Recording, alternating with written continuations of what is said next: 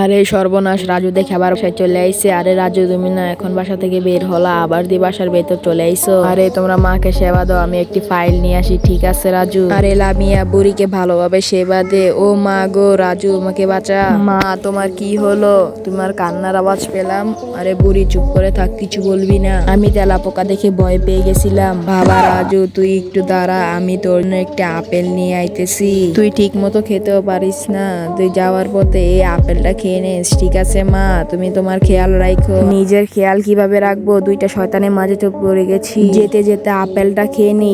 কি এখানে দিয়ে একটি চিঠি। বাবা রাজু, আমি আর বেশি দিন বাঁচতে পারবো না। তোর দুই বউ আমাকে যে মারা মারে, আমি আর বেশি দিন বাঁচতে পারবো না। আরে রাজু, তুমি তো আবার চলে আইসো। আরে চম্পা, তুমি পাশের রুমে আসো, আমি যাব না। তোদের এত বড় স্পর্ধা হয় কিভাবে?